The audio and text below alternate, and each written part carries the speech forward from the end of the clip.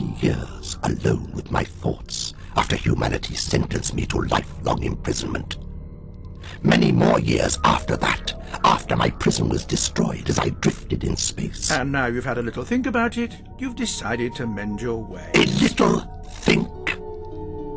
90 years. Do you have any idea?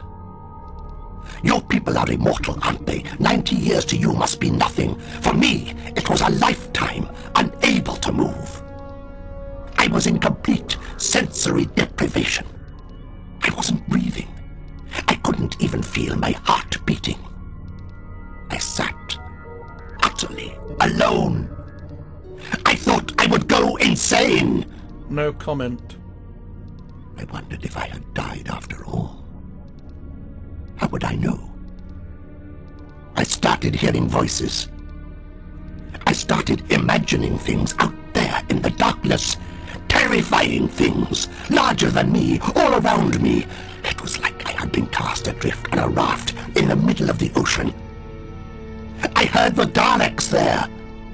Every one of them calling out my name in unison. They sounded so faint.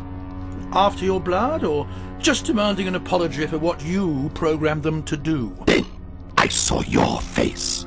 Tormenting, sneering, cruel, cowardly, just as it is now. Just as it has always been. Your true face, not the one you happen to be wearing today. Then there was nothing. A near century of nothing. I turned inward. My mind consumed my memories, forced me to live and relive every single experience from the moment I was born, maybe even before that. I was locked in my past, unable to change my mistakes, condemned to relive them over and over and over. Every death, every failure, every lie, every betrayal, even those I thought I had completely erased from my memory, like... Every one of the foul deeds I thought I had buried rose up, taunted me. I felt so ashamed, so naked.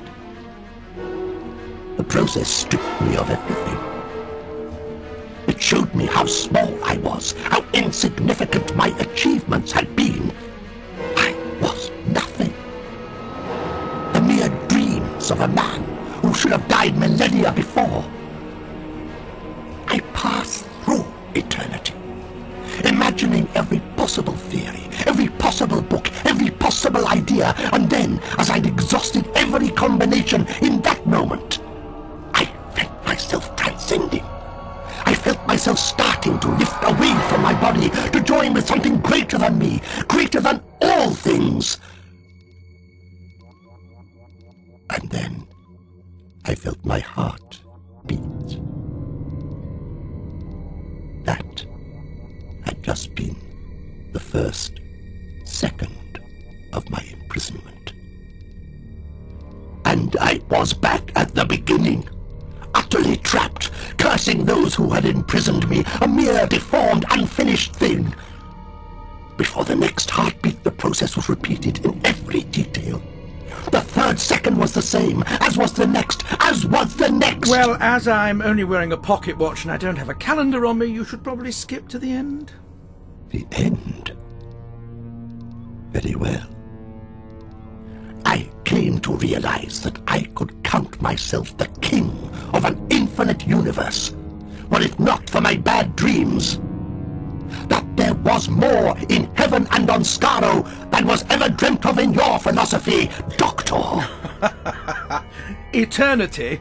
And the best you could manage is to misquote Shakespeare? Any monkey with a typewriter could do the same. At least they'd have managed to write something down. My point precisely. Good night, sweet prince. I'm off to get that cup of tea. This alpha matrix I built is growing nicely, and you keep your hand off it.